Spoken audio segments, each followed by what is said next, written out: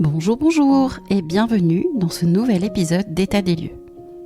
Aujourd'hui, c'est encore un épisode un peu particulier parce que j'ai invité Meredith de Mahana Initiative à venir chez moi pour enregistrer nos conversations mêlant architecture d'intérieur et psychologie de l'habitat. D'ailleurs, si ce n'est pas fait, je vous invite à découvrir la belle aventure de Meredith à bord de son J7 vert et cet épisode, c'est le numéro 9 d'En Harmonie. Alors c'est quoi le programme aujourd'hui ? Eh bien nous voulions aborder le sujet de la façon de vivre nos habitats. Est-ce que l'on doit raisonner en nombre de mètres carrés ou en plaisir partagé ? Quel espace on habite ? Et pour ceux qui nous entourent, cela se passe comment ? J'espère que cette conversation vous plaira, et si c'est le cas, je vous invite à partager cet épisode. C'est le seul moyen de faire grandir le podcast Maison de Conquête, entièrement auto-édité. Alors, belle écoute. Bonjour Meredith. Bonjour Gaëlle. Alors, bienvenue à nouveau chez moi. On continue notre petit enregistrement. Tu as passé une bonne nuit ? Très bien dormi. Alors, c'est très agréable. Ta maison respire le calme et la zénitude. Hein, c'est des bonnes ondes. C'est que la rénovation a été très bien faite, surtout. Oui, je pense qu'on est plutôt bien. D'ailleurs, ça va faire le pont avec notre deuxième petit sujet dont on aime bien débattre. Dis-moi. C'est la manière de vivre justement son habitat. Et vivre son habitat, parce que bon, on a rénové, on a construit, on est chez nous. Comment ça se passe à l'intérieur pour vivre si on est une famille, si on est tout seul, voilà, quel espace on va occuper chez soi. Et moi, j'aime me poser la question, c'est que quand tes clients viennent te voir et qu'ils ont un projet de construction, de rénovation, etc., comment ils font la description de cet habitat ? Est-ce que c'est un habitat qui vont dire « Ah bah moi, j'ai besoin de 2 chambres, mais on ne sait pas pourquoi » ou « J'ai besoin d'un salon qui fait tant de mètres carrés, de 15 mètres carrés ou 50, pourquoi ?» Enfin voilà, c'est comment ils rentrent en interaction, c'est quoi le cahier des charges de tes clients ? Alors, c'est très simple, j'ai envie de te dire. Pourquoi ? Parce qu'on a énormément standardisé l'habitat. Et c'est même un problème. Et c'est même un problème actuellement. C'est-à-dire qu'on a décidé qu'un salon, c'était entre 25 et 35 mètres carrés, qu'une cuisine, c'était tant de mètres carrés, qu'il fallait absolument une chambre, 2 chambres, 3 chambres. Une chambre, c'est considéré comme une chambre à partir de 9 mètres carrés. 9 mètres carrés. En dessous, c'est pas une chambre. En dessous, ce n'est pas une chambre. En tout cas, ça ne peut pas être un espace chambre. Et donc, en fait, on a vraiment standardisé l'habitat. Malgré tout, donc certains essayent de sortir un petit peu de ce standard, mais j'ai toujours les mêmes demandes. Même en 2022, j'ai toujours cette demande de « Ah ben non, moi je veux 2 chambres parce qu'on projette ci, on projette ça. » Mais vous savez pourquoi vous allez les utiliser ? Quel va être, je sais pas, votre salon ? Est-ce que vous allez beaucoup recevoir ? Pas du tout recevoir ? Et du coup, ça sera quoi votre manière de vivre ? Exactement. Quelle est votre manière de vivre ? Et donc, c'est à nous, en tant que professionnels, d'aiguiller vers ça. C'est-à-dire, votre habitat, il doit être le reflet de votre manière de vivre. Et non pas le reflet d'une standardisation des mètres carrés. Oui, carrément. Moi, j'ai une approche avec mes clients quand on part en recherche de lieux ou voilà. Donc, on bosse beaucoup de choses, parce qu'il y a une présence de la psychologie de l'habitat qui est très importante. Donc, c'est vraiment poser notre manière de vivre avant de savoir si c'est tel ou tel type de maison qui me convient, mon espace, machin. Et donc, moi, j'ai un autre raisonnement qui est de me dire, ma vie aujourd'hui, au jour d'aujourd'hui, je vis dans un lieu, on vit tous quelque part, a priori. Est-ce qu'elle me convient ? Cette vie, elle ne me convient pas. Donc déjà, c'est se poser sur cette première question. Si elle me convient, ça veut dire que parce que j'ai décidé de déménager en Bretagne, je sais pas, enfin peu importe, où que ce soit, ça veut dire qu'il faut que mon envie est de trouver le même type de lieu, mais en Bretagne. Parce qu'aujourd'hui, je vis à Bordeaux, je veux vivre en Bretagne. Et du coup, ton espace, comment il est aménagé, par exemple, actuellement dans ta maison à Oui, côté de Bordeaux, soit cette même conception d'agencement c'est parce ça, que ça te convient sur ton mode de vie. c'est ça. Quand on est dans un process de changement de vie parce que j'ai rencontré quelqu'un, je veux m'installer avec cette personne, parce que je veux accueillir un enfant, parce que je suis en changement de vie professionnel, en quête de sens. Voilà, c'est vraiment aller poser tous ces changements qui vont arriver. Mon lieu de vie actuel ne me convient plus parce que changement de vie derrière. Eh bien, mon raisonnement, ça va être plutôt autour de qu'est-ce que j'ai envie de vivre? C'est quoi mon intention de vie? Mon intention de vie, c'est j'ai des problématiques avec le social, par exemple. Je ne rentre plus en interaction avec les gens. Je me suis refermée chez moi. Comment je vais, dans ce nouveau lieu, traiter quelque part le volant social? Traiter le volant social, ça peut être effectivement avoir un salon qui va être peut-être plus grand. Parce que si j'ai un salon plus grand, je vais plus facilement avoir envie d'accueillir des gens chez moi. Je vais avoir un espace canapé qui va être mieux positionné, peut-être pas face à une télé, comme chez moi d'ailleurs. Le volant social n'est pas vraiment un problème, mais si ça le devenait, je sais quel type d'interaction je pourrais faire demain. C'est quelle place je vais laisser à mon couple. Je viens de rencontrer quelqu'un, quel espace je vais laisser, quel espace je vais garder pour mes enfants.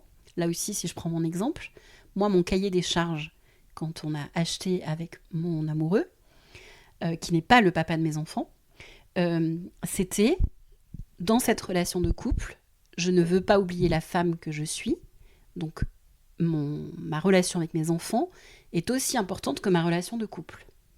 Et j'ai besoin de maintenir cette intimité-là. Et donc, c'était dans le cahier des charges un point très très important, tout comme mon bureau était très très important aussi, mon espace à moi. C'est présenté à nous une maison où, après rénovation, notre chambre a été installée au rez-de-chaussée, alors que la chambre des enfants est à l'étage. Et en plus, je vais même plus loin, cet espace chambre qu'on a créé, c'est une extension de la maison qui était déjà présente, mais c'était une salle de bain qui faisait 27 mètres carrés, donc c'était un peu grand pour une salle de bain quand même. Eh bien, cette extension est devenue la chambre du couple. Donc concrètement, je ne vis pas sous le même toit que mes enfants. Donc le cahier des charges, pour moi, a été retenu. Exactement. Et je voulais un bureau séparé de la maison. J'ai le bureau séparé de la maison aujourd'hui parce que mon cahier des charges était clair avant la recherche. Je ne recherchais pas un bureau et 3 chambres. C'était pas ça mon cahier des charges. Je partais de mon qu'est-ce que j'ai envie de vivre dans cette maison et comment je positionne ma vie et comment j'imagine cette vie avec toutes les personnes qui sont sous mon toit. Ou pas sous mon toit pour les enfants en l'occurrence maintenant, mais voilà, comment ça se passe et comment j'articule ça. C'est qu'est-ce que j'ai envie de vivre dans cette maison. Et moi, mon approche, elle est toujours comme ça. Je ne raisonne pas en termes de nombre de chambres, en termes de... Non, je raisonne en termes de pièces de puzzle et de moments à vivre, plus en fait d'intention de vie qu'en nombre de pièces. Et je pense que tu as le très bon raisonnement. C'est-à-dire que tu as su analyser ta vie familiale, ton mode de vie, vos personnalités à chacun, et pouvoir composer autour ton espace. Aujourd'hui, moi, dans les projets que je réalise, il y a énormément de place à la modularité. C'est ça. On en parlait.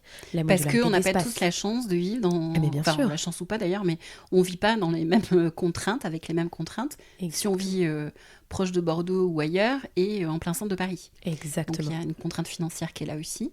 Tout à fait. Donc effectivement, ta réponse, c'est la modularité. Ouais, la modularité fonctionne énormément, c'est-à-dire qu'on va apporter... Et alors là, je parle pas seulement de modularité, tu sais, en tant qu'architecte d'intérieur, on est très rapidement sur les espaces et l'agencement. Oui. Et à réflexion, et aussi parce qu'on en parle beaucoup toutes les deux, la modularité se crée et se vit dans les atmosphères. Oui. Typiquement, donc toi, tu as ta maison qui a été rénovée et tu es à peu près à 180 mètres carrés. Oui. Moi, je suis dans un van de 5 mètres carrés. Et à contrario, on a réussi toutes les deux à créer des atmosphères différentes. Typiquement, je sais que dans mon van, je suis capable d'avoir un côté où j'aime travailler parce que l'ambiance de ce coin-là fonctionne extrêmement bien. D'un autre côté, j'ai réussi à créer un espace qui soit autant un espace pour dormir et aussi, mais pour des espaces de repos et de lecture. C'est l'ambiance va se moduler, Et Oui, ou on va évoluer. évoluer et on va la créer en fonction. Et du coup, on donne de la place à une autre fonctionnalité. Mm. Et c'est ça, en fait, aussi, je pense, la manière dont on est en train de changer l'habitat, c'est qu'on n'est pas non plus en train de dire il faut absolument tout moduler et tout déplacer et tout changer. C'est la manière dont on crée l'atmosphère qui peut inclure une autre fonctionnalité. Alors ça, par contre, je pense que ça demande un travail sur soi très important. Énorme. D'honnêteté, déjà. D'honnêteté vis-à-vis de soi. D'honnêteté vis-à-vis des gens des personnes qui peuvent vivre et partager le même toit. C'est qu'est-ce que j'ai, de quoi j'ai besoin. Est-ce que j'ai vraiment besoin, effectivement, ce qu'on appelle de la chambre à soi, euh, dans le sens de la littérature, etc. C'est est-ce que j'ai vraiment besoin d'un espace qui serait une pièce vraiment dédiée à mon activité, à ma passion, à tout ça. Mais est-ce que c'est un temps d'accès à telle ou telle pièce. Tu vois, on peut imaginer faire un planning, afficher, telle pièce, elle est destinée de telle heure à telle personne, de telle à telle heure.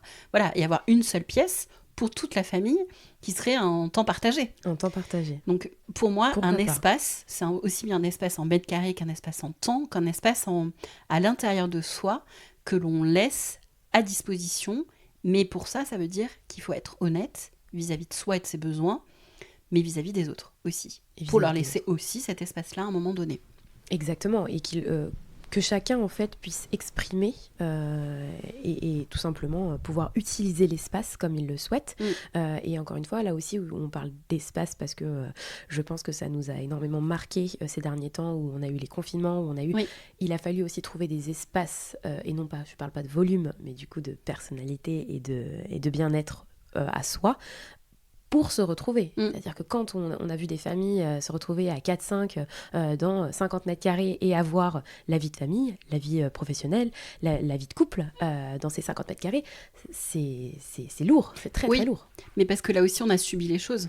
Oui, tout à fait. On n'a pas pu anticiper, mais j'ai envie, moi, que cet événement nous permette aujourd'hui d'avoir conscience de ça et permettre de faire évoluer les espaces, pas en fonction de mètres carrés ou de nombre de pièces, mais en fonction de qu'est-ce que j'ai envie de vivre encore une fois, qu'est-ce qui est important pour moi, et d'espace.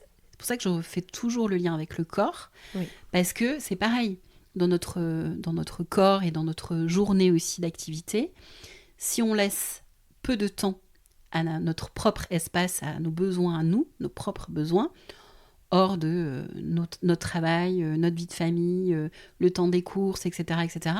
Si la journée, c'est une liste de contraintes en permanence et qu'on n'a pas cet espace-là pour pouvoir s'exprimer déjà à l'intérieur de son corps, on ne peut pas l'avoir chez soi. C'est impossible, c'est tout à fait impossible. Je suis tout à fait d'accord avec toi. Moi, j'ai aucun de mes clients que j'accompagne ne laisse cet espace-là. Et j'ai envie de dire, ça peut être aussi des personnes qui vivent seules, mais la journée, c'est une liste de contraintes. Et remplie de... Voilà, 8 heures je fais ci, je fais ça, je bosse, je fais les cours, voilà. Mais qu'il n'y a pas cet espace-là, chez elles peuvent vivre toutes seules, parce que c'est souvent des femmes que j'accompagne, elles peuvent vivre toutes seules, mais chez elles, il n'y a pas cet espace pour elles. Oui, je vois très bien ce que tu veux dire. Tout est comblé et du coup, il y a... je pense que c'est là aussi où on se rejoint énormément, c'est l'écoute de soi-même. Être à l'écoute.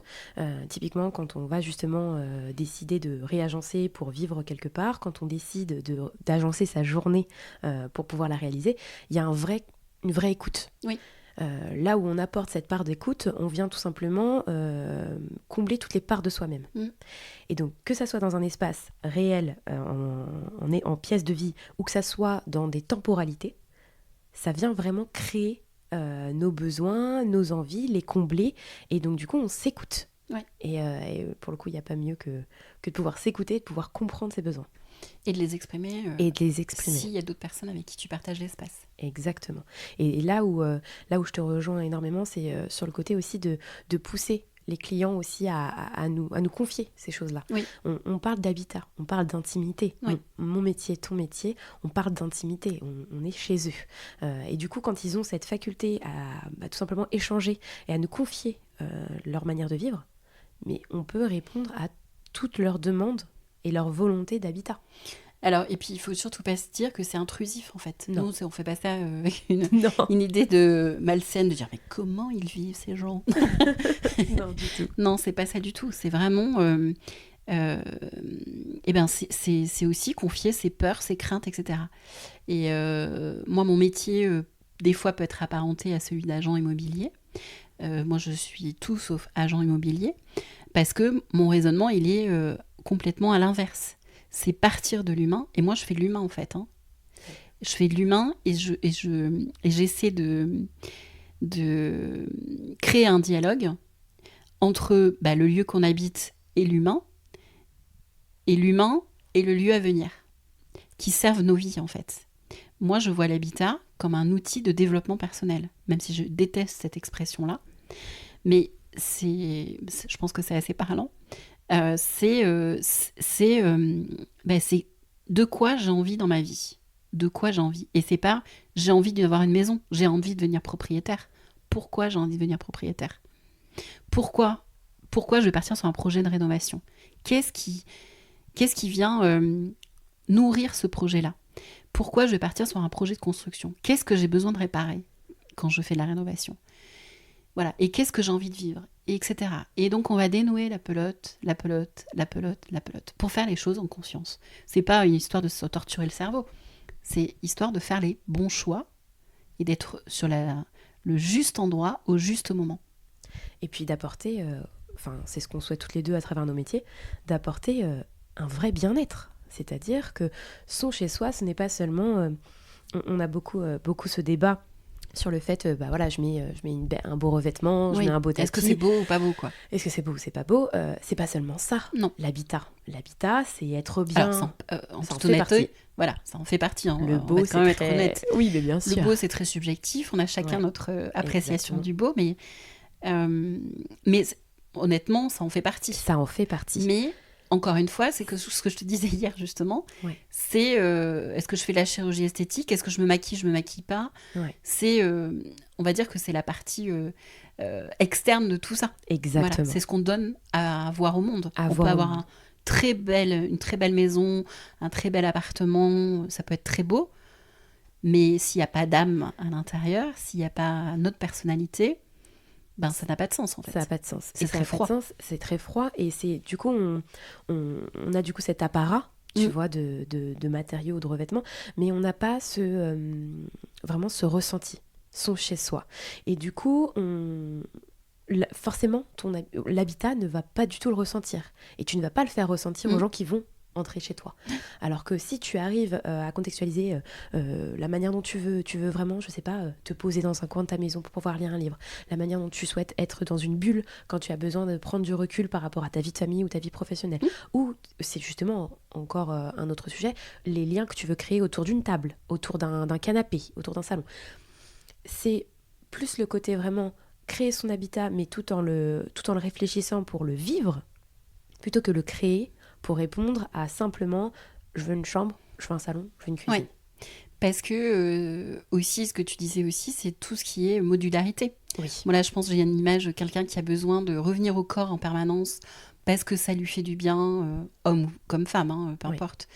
Mais peut-être qu'il va y avoir une salle de bain qui devrait être un petit peu plus importante. On pourrait imaginer dans la salle de bain avoir un petit coin, entre guillemets, salon, parce que le masque de madame ou une espèce de chaise longue, si la pièce le permet, monsieur ou madame va s'allonger avec son masque, etc. Et ça peut être un moment de repli. Et là, tu n'as pas besoin de 10 mètres carrés. Non, pas tu du peux tout. avoir une salle de bain où tu vas avoir qu'une douche, mais tu peux imaginer avoir cette chaise longue, pourquoi pas. Et donc, tu peux avoir une salle de bain de 5 mètres carrés ou même 3 ou je ne sais combien. Exactement. Mais qui va permettre d'avoir ce repli-là. Donc, c'est toujours partir de l'humain et de le retranscrire entre les murs et à l'intérieur de l'appartement. Exactement. De la maison. Et puis, il y a même ce côté-là qui est très intéressant dans ce que tu dis, c'est que on pourrait très bien imaginer ou concevoir que justement, c'est pas forcément une pièce dédiée. Oui. C'est-à-dire que ça peut être un coin, ça peut être plutôt une pièce qui peut être coupée en deux à un moment donné, puis tout d'un coup ne l'est plus pour pouvoir laisser plus de place à la vie sociale. Et d'un autre côté, ça peut être plus intime quand on en a besoin. Ça, je trouve que c'est très très intéressant dans l'habitat. C'est en train de se développer. Ça fait quelques années déjà que ça se développe, mais ça se développe d'une nouvelle manière. On ne parle pas de fonctionnalité dans la modularité aujourd'hui. On parle de bien-être et d'être en accord avec les moments. Et donc D'instant de vie. D'instant de vie. Donc on parle de temps et non plus de fonctionnalité. C'est tout à fait différent. On n'est pas en train de dire mettez tout sous modularité et du coup vous aurez encore plus de pièces. Oui, par un meuble par exemple. Exactement. Qui peut évoluer, voilà. Qui fait cuisine, salle de bain d'un côté, enfin bref. Voilà. Exactement. Je comprends cette démarche-là. La seule chose, il faut que ça soit en accord avec les instants de vie. Donc si vous êtes quelqu'un qui aimait cuisiner, de déballer votre cuisine toutes les 5 minutes parce que des fois vous avez un plus grand salon et des fois pas, mais en fait vous ne recevez pas. Donc quel est l'intérêt d'avoir quelque chose qui soit modulable ? Oui, ou quelqu'un qui fait jamais la cuisine mais qui a une magnifique cuisine avec tous les trucs high-tech, ça n'a pas de sens. Ça n'a pas de sens. Ça n'a vraiment aucun sens. Donc il faut apprendre à se connaître. Il faut apprendre à se poser les bonnes questions, à savoir comment on vit, comment on évolue. Et donc forcément, ça va inclure par la suite de créer les ambiances que l'on souhaite. Est-ce que le fait que tu vives par période en van, parce qu'aujourd'hui donc c'est pas le cas, tu as Mahana est au garage, etc. Ça y est. Est-ce que le fait de vivre en van, ça t'a ouvert l'esprit par rapport à ça ou tu l'avais déjà très présent sur tes projets d'avant ? Alors non, ça m'a totalement ouvert l'esprit. D'accord. Totalement ouvert l'esprit. En fait, tout simplement, en tant qu'architecte d'intérieur et en tant que personne, je vivais d'une certaine manière. Tu vois, typiquement, j'avais ma chambre, ma salle à manger, mon salon, ma salle de bain. De manière normée. Normée, exactement. Ouais. Typiquement, appelons un chat, chat. C'est ça. Et typiquement, je reviens à une vie plus sédentaire pour la période hivernale, le temps que Mahana soit bichonnée chez le garagiste. Pimper. Eh bien, je ressens les espaces dont j'ai besoin. C'est-à-dire, je vais être capable de dire, oula, là, j'arrive pas à me concentrer, j'ai besoin de silence, je vais pouvoir me créer une bulle. Et je vais me créer cette bulle. Là j'ai envie d'un moment de partage, je vais agrandir la table, inviter des amis et je vais être capable de le faire. C'est vraiment, j'ai réussi, et je pense vraiment que c'est le côté d'avoir peu de mètres carrés, de vivre différemment, d'être ouvert sur l'extérieur, d'avoir des espaces très, très petits et très restreints, où j'ai compris quels étaient mes besoins. Ok, je sais que pour travailler, pour me concentrer, j'ai besoin d'avoir telle étape, telle atmosphère, telle ambiance pour pouvoir tout simplement être productive sur ce que je veux faire à ce moment-là. Je sais m'écouter. C'était très dur, et c'est même très dur à accepter. C'est-à-dire qu'une fois revenu dans ma vie sédentaire, comment mettre ça en place ? D'accord. Comment adapter l'habitat ? Et quand tu as basculé quelque part de ta vie sédentaire à la van life, donc au tout début, est-ce qu'il y a eu un moment où ça a été très dur, le fait de réduire cet espace-là ? Est-ce qu'au tout début, ça a été compliqué de s'habituer à ça ? Ah bah on passe, donc moi j'avais 28 ans quand je suis partie, on passe à 28 ans d'un appartement où on a à peu près tout, dans un appartement de 30 mètres carrés à Paris, 24 pour être tout à fait honnête, et tout d'un coup on se retrouve avec 5 mètres carrés et chaque chose est à sa place. Ça a quelque chose de réconfortant. D'un autre côté, ça a quelque chose d'angoissant, c'est-à-dire c'est 5 mètres carrés, donc on va pas tourner autour du pot, on ne déplacera jamais rien. La seule chose qu'on peut faire, c'est donc ne pas déplacer le mobilier, mais donc créer des ambiances, créer des atmosphères. Et du coup, là, c'est là qu'est intervenu le petit choc sur mon métier et sur ma manière de vivre. En fait, je ne peux pas bouger le mobilier, mais je peux créer des ambiances. Donc tu crées les ambiances essentiellement grâce au textile ? Le textile, la lumière. Bon là, tu vois, c'est un peu différent parce que tout le monde ne pourra pas faire ça, mais typiquement la manière de me garer. Si je me gare et que le soleil arrive sur un côté de Mahana, forcément, je vais l'inclure dans mon atmosphère de vie. Donc potentiellement, ça peut être aussi une très bonne réflexion quand vous êtes en train de rénover votre maison, de bien analyser la lumière, le soleil, sa manière de fonctionner. Voir comment elle se déplace, de voir s'il y a des arbres qui font de l'ombre ou pas. Exactement. Et du coup, tout simplement voir quelle ombre se projette sur l'intérieur de votre maison, enfin inclure en fait tout l'environnement. Et donc c'est passé par ça, par la lumière, les textiles. Mais ça demande aussi un temps de recul, dans le sens où c'est pas j'ai les clés de la maison, je fonce tête baissée dans des travaux. Il y a un temps d'observation. C'est prendre ce temps-là aussi. Tout à fait. Et c'est pas prendre 10 ans, c'est pas, non. C'est pas l'objet, mais c'est venir à différentes heures de la journée, observer comment la lumière évolue, prendre un café, enfin voilà, c'est des moments qui sont très importants. Moi, je sais, quand j'ai rénové, j'ai beaucoup œuvré dans la maison, puisque c'était pas de l'auto-rénovation, mais presque quand même. Beaucoup d'enduit. Ouais, c'est cela. En fait, je passais mes journées seule sur le chantier, voilà, des journées complètes. Et voilà, j'avais ma cafetière, parce que moi, je suis fan de café. Donc, mais je prenais comme tous les jours mon café, j'ai gardé l'habitude, en fait, en faisant le tour de la maison, parce que observer les arbres, etc., effectivement, la lumière qu'il peut y avoir différente tous les jours, et en fonction des saisons, déjà, c'est un bonheur pour moi, mais en plus... ça te permet de faire connaissance aussi avec cette maison. Exactement. Et de comprendre son évolution dans la journée. Comprendre son... Enfin, et pour ça qu'on parle de comprendre l'habitat, les saisons changent fondamentalement les couleurs de vos intérieurs, la manière de la luminosité qui peut interagir avec votre intérieur, le temps, l'environnement proche, donc les arbres, le jardin, enfin, tout ça.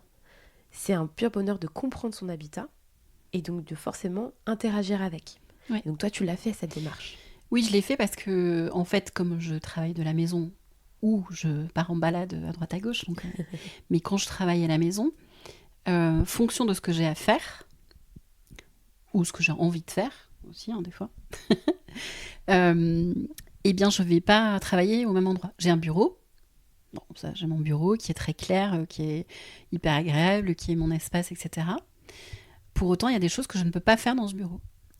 Notamment écrire. Quand je dois écrire un post, écrire quelque chose qui sort de moi, vraiment. Il faut que je sois connectée à moi. Dans mon bureau, je suis connectée à mon travail. Quand je suis dans la maison, puisque mon bureau ne communique pas avec la maison, quand je suis dans la maison sur une chaise bien spécifique, en regardant la cuisine, voilà, mais je peux pas, parce que j'écoute mon corps, en fait. Tout à fait. Et j'écoute l'élan. Donc c'est une chaise bien spécifique dans le salon, je prends mes affaires et puis je vais m'installer dans le salon. Voilà. Et tu crées ton moment. Et je crée ce moment-là. Ça peut être à un autre moment, je peux créer dans ma baignoire aussi. Je peux faire des posts Instagram, oui, tout à fait. Dans ma baignoire. Ça, c'était le petit secret de Gaëlle, révélé au micro de Maison Conquête. mais c'est être à l'écoute de ça. Exactement. De l'élan du truc. De l'élan et même parce qu'on est dans des métiers aussi toutes les deux créatives, je pense qu'on a besoin de cette conception de ne pas être au même endroit au moment où on ressent tout simplement que ça ne fonctionne pas. Moi, le bon nombre de fois où j'ai été installée dans ma Hana sur l'espace que j'appelais l'espace bureau, mais qui en fait était l'espace repas et l'espace totalement vu sur l'extérieur, où des fois je me suis dit mais pourquoi je suis pas productive, je comprends pas, pourtant je suis là dans le bon endroit. Ouais. Et non, en fait j'avais besoin d'aller faire un tour, d'aller trouver un banc, je ne sais où, ou alors de prendre un petit, je vais pas trouver mes mots, une petite blanquette, je l'ai en anglais, je l'ai pas en français. Une couverture.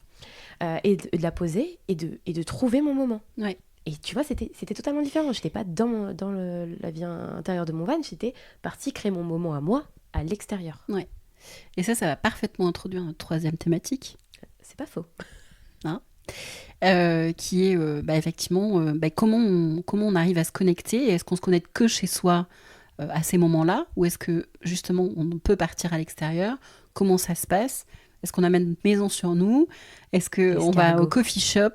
Voilà, comment ça se passe? Comment on sort de chez soi, en fait, et qu'on reste connecté malgré tout à soi en étant ailleurs? On en parle pendant le 3e épisode? Allez, c'est parti. À tout de suite. Merci d'avoir écouté ce nouvel épisode de Maison Conquête. J'espère que cette conversation avec Meredith de Ma Hana Initiative vous aura inspiré. Dites-nous si ce format vous a plu, auquel cas nous pourrons enregistrer d'autres épisodes. Et n'oubliez pas, un partage de l'épisode est le seul moyen de faire connaître le podcast entièrement auto-édité. À très vite.